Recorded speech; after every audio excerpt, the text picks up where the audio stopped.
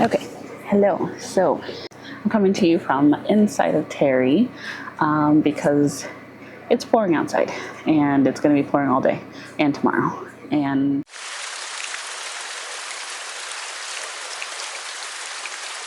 I figured that since I'm inside and all bundled up, this would be a great time to share with you how we chose the best land for our homestead. And I'm going to be looking at my phone a lot because all my notes are on my phone. So yeah.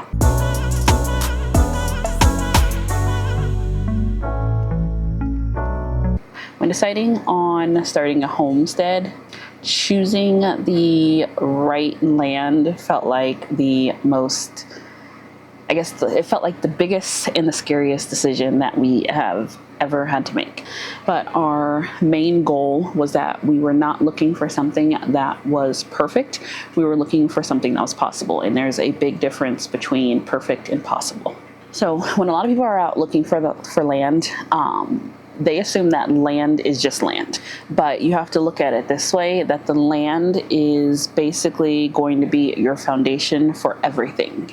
Your house, your animals, your budget, your water, everything starts with the land.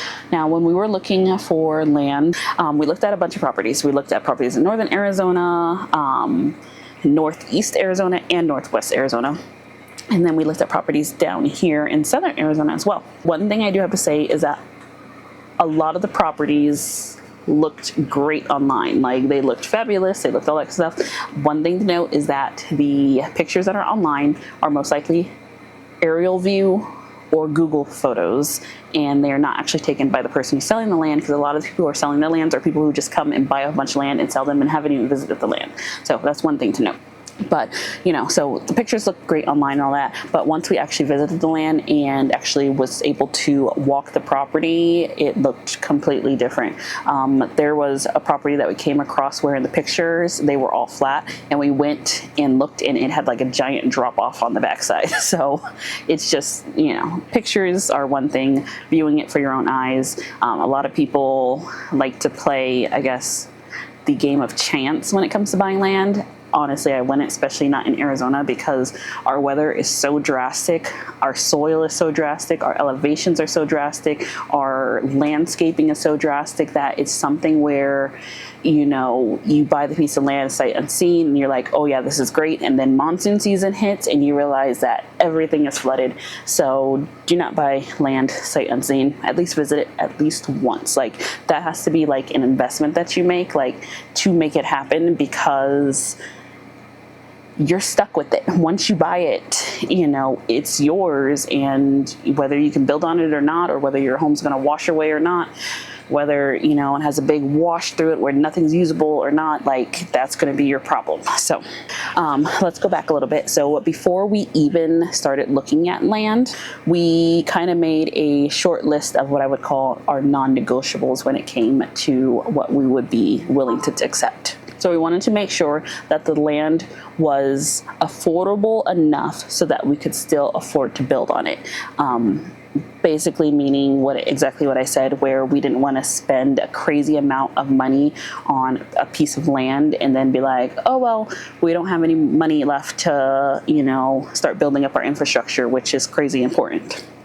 We wanted to make sure that there are no HOAs. I have seen people who have homesteads and stuff where they're actually in HOAs. I didn't know that existed, but apparently it does. So that's something that you would need to check. We also needed to check our the zoning, because we wanted to make sure that our zoning would allow us to have animals and would allow us to build. That's important. We also wanted to make sure that we had enough space. So the acreage that we were planning on buying, make sure that we had enough space for us to build, to expand, and do everything that we want to do on our land. We also wanted to make sure we chose a location where if we needed to, we could realistically commute to go to work. So we didn't want to be like 4 hours from the nearest major city and then you're stuck out there with no work. So that was one of the things that we were looking for. It's now changing since we bought our land, but when we were looking for our land, one of the biggest things that we noticed is that land is cheap, but infrastructure is not. A lot of people get stuck up in the oh my gosh, I can get this many acres for this price, blah, blah, blah, blah, blah, all that kind of stuff. But then, you know, people get this idea in their head where they're like, I want to get out of the system. I want to go off grid. I want to go build a homestead, which those are two separate things. Make a video about that another time. But, they basically want to live that off-grid or that homestead life, and all they're thinking about is, I need to buy the land, I got the land. But they're not thinking about infrastructure. Infrastructure is so expensive to get started. You have to realize, think about it, like, sorry, Elijah's texting me, but think about it. So you're living in the city, you know, you're paying outrageous bills for electricity, for gas, for water, for rent, all that kind of stuff. So you're paying those outrageous prices every single month for an infrastructure that is already built. And yes, they're making money off of it, but you know, that's a different story. But now just imagine you buy raw land. There is zero infrastructure for you to connect to. Zero infrastructure. So you have to provide those funds to get your infrastructure set up. And yes, once you get it set up, then it will start paying for itself. But that initial startup of getting your water in, getting your septic in, getting power, getting permits, building, all that kind of stuff, that's something that a lot of people don't think about. Like, you think you have, like, I would say, sit down, make a budget of how much you would want to put towards your infrastructure, and then throw it in the trash because stuff might not go right.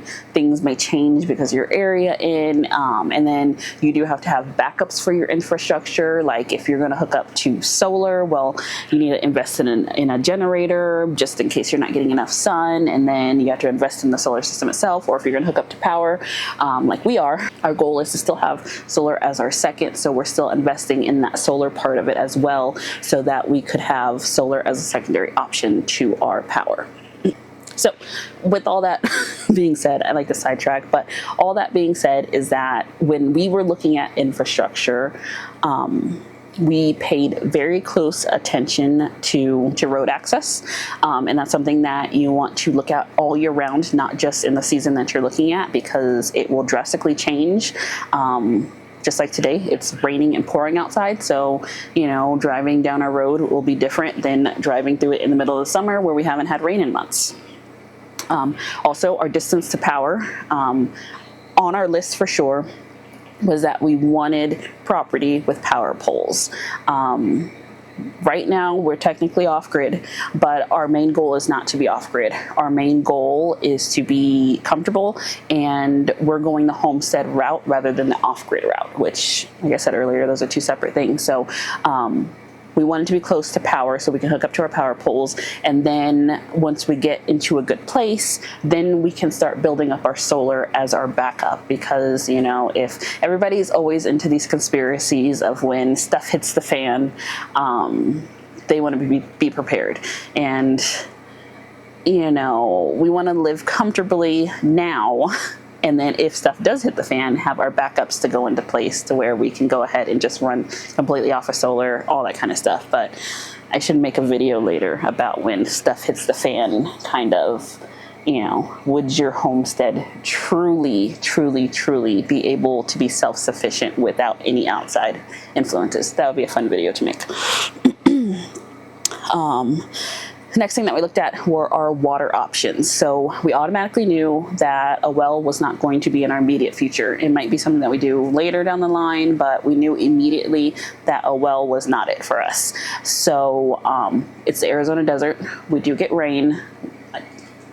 When first moving onto the land, you can't rely on rainwater because there's no way for you to have enough structures put up in a small amount of time with enough roof surfaces to run gutters, to set up your whole rainwater catchment system, because you need a lot of square footage for roofs in order to catch water that can sustain you through the whole year. There's people out here that do it, but they have an elaborate system that they worked on and they set up. So that was something that we knew, you know, rainwater wasn't going to be it for us. A well wasn't going to be it for us.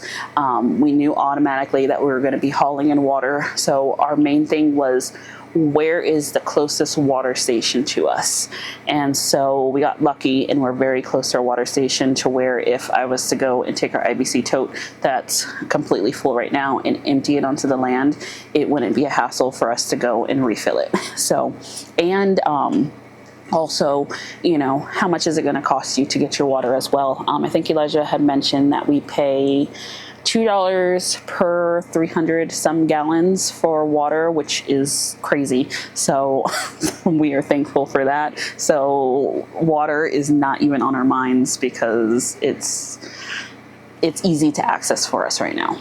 And then we also wanted a place that we had service. So cell phone service, internet service, all that kind of stuff, because even though we're trying to be secluded, we still need to connect with the outside world.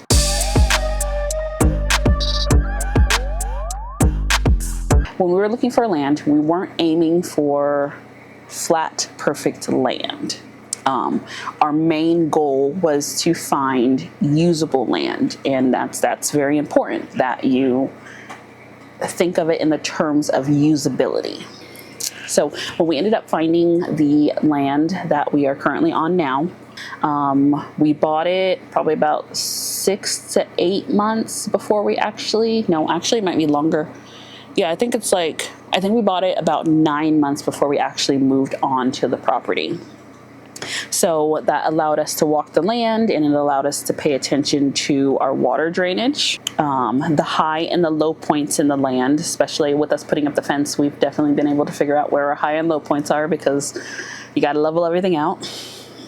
Our soil quality, wind exposure, and then also the path of the sun. So that's a lot of things that you do have to pay attention to when you're planning on building a homestead, because it all affects how everything works on your homestead. We also kind of did like a mental layout of where we would potentially want everything to go: houses, outbuildings, sheds, animals, gardens, all that kind of stuff. Even though everything's not set in stone and everything has changed from our initial, walking on the land.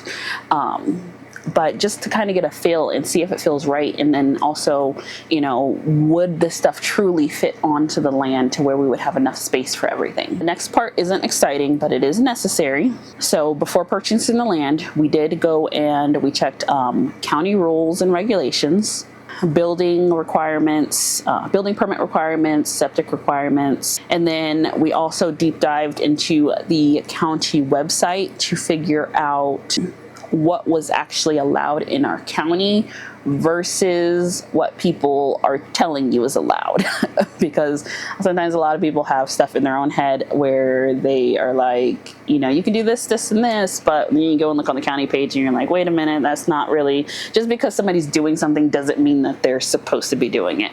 And so, you join different groups and stuff for your areas and all that kind of stuff, and you hear all this crazy stuff that people are doing, and you're like, I don't really know. So just making sure that you know for sure what you can do on your land, because it is your responsibility. And if so-and-so tells you that you can do this on your land and then you get caught or something happens, it's on you, because you own that land. It's your property. You did it. So just make sure that, information is key. So in the end, we chose this land because it checked the boxes that we had set for ourselves, even though it wasn't perfect. So this piece of land, it gave us freedom. It gave us space, and it's also giving us the ability to slowly grow at the pace that we want to without having to be constricted by different rules and regulations. If we could go back and do anything differently, I think the biggest thing I mentioned earlier was infrastructure. I think that we would have budgeted even more than we already did for infrastructure, because just getting to the land, it took a lot of money. So I think that would be the one thing that we would do a little bit different, is just get our infrastructure budget in place and then triple it, because just stuff costs. Like getting everything set up just costs money. So it's just one of those things where we finally gotten to a point where we are comfortable and it feels like home. Like we have our power, we have our water, we have everything. On days like this where it's cloudy, we can run the generator. Once we get hooked up to power, it doesn't even matter anymore. So just one of those things where even if you get like for example, like with our water setup, let me go ahead and explain our water setup to you. So with the water setup, everybody knows that they need water. So when it came to that, we knew that we were going to haul water, like I said earlier. So we knew that we were going to need a trailer. So the trailer was an expense. We knew that we were going to need at least one IBC tote. Well, we ended up needing two IBC totes because we needed one for the water to permanently be in, and then one to actually go get the water and transfer from, so that we could still have use to the trailer. Next, we needed to make sure that we had all the hoses that we needed to run the water into Terry. And then we also needed a pressurized water tank and a water transfer pump, which we luckily got one all in one. So that was another expense. And then you have to have somewhere for everything to go. Like for example, we have our external, our pump is external. It's like a huge pressurized tank, and then it has the pump attached to the top of it. That thing's huge. It's not going inside a Terry. So getting a structure for that to go into, and then also like our water heater, getting a structure for the water heater to go into, which we should have soon. I guess you'll probably see this video before we get all that, but before we get the structure set up. But that's just like one of those things where it's just a expense where you're budgeting for your water, but then you're not budgeting for all the stuff that makes the water work and allows the water to be accessible. So that's kind of just an example of infrastructure type of thing where I think we would do a little bit differently. And luckily, you know, we had the funds to get all of the stuff that we needed, but you know, it just means that some stuff has to go on the back burner, like us building the shed or starting up on the fence, and you know, we just focused just straight on infrastructure, which I don't think we showed you guys much of us setting up the infrastructure as far as what our water system looks like. I think I showed you a little bit of what our water system looks like, but I think I would like to go into depth about our water system once we get it into its final position, which will be happening in the next few days. I would definitely want to go into that, and then we'll end up going into our solar setup. Elijah's waiting on that one. I will be respectful and wait until he's ready because that is his baby. We probably will go into that after our shed is done being built, because he wants to get that set up in the shed in his own little way. So right now we have it set up just on the back side of Terry, all neatly, jankily, but once we actually get them mounted and all that kind of stuff, and he's ready, then we'll go into what our solar looks like. But I think that'll be good to go over our infrastructure system, because we moved out here and it was just like go time, and we were like, we got to get infrastructure set up, we got to get this, and we were so focused on doing that it wasn't picking up the camera and recording. Picking up the camera and recording wasn't our first priority. It was getting everything good. So I think I said in another video, we're comfortable now. It feels like home, and it just feels normal, if that makes sense. Like, I think the first couple, I'm going off topic again, but the first couple months of us living out here, you know, Terry felt comfortable because we got Terry comfortable. Terry has all of our stuff and all that kind of stuff. But you would step outside and you would be like, oh my gosh, like, we're on the land. We're on our land. We own this land and we have all this space. And it's just like being able to switch that mindset from coming from, you know, like a little tiny place that you're living in that literally there's no backyard, there's no space for anything, you have a driveway.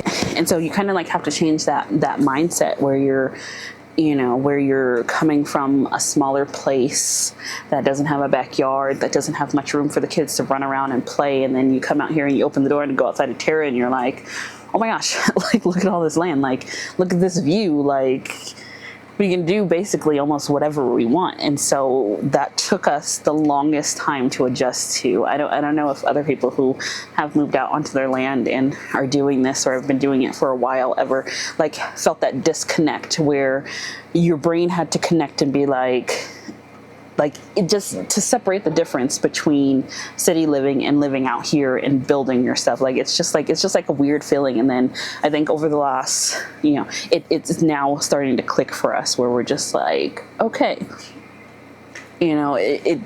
we're now comfortable, and I guess we're now comfortable, and we're just like, okay, getting into the routine of this is life for us now, and we're enjoying it. Okay, so let's get back on the topic. So basically what this whole video is trying to tell you is that for us, and I'm pretty sure for a lot of other people, choosing land is a very overwhelming process, but at the same time it's also very exciting. So if you're someone who's watching the video and you are now just starting the land buying process, I would say just make sure you take your time, and then remember that the land doesn't have to be perfect. It just has to be right for you and what you envision your future being. And I can tell you that every single person's land is perfect for them, and one piece of land that might work for you might not work for the next person. So that's the important part, is to choose something that can truly work for you. If you found this video helpful, go ahead and give it a like. Also subscribe if you would like to continue following us on our homestead journey. And if you are already subscribed, we thank you for subscribing and hanging out with us while we figure all this homesteading stuff out. And if you're someone who is currently in the land buying process or the homestead startup process, leave us a comment, because we would be interested in hearing where you're at in that process and how you're dealing with the process type of thing. But I'm going to go ahead and end this video here. I appreciate you guys for watching, and I will see you in the next one. Bye.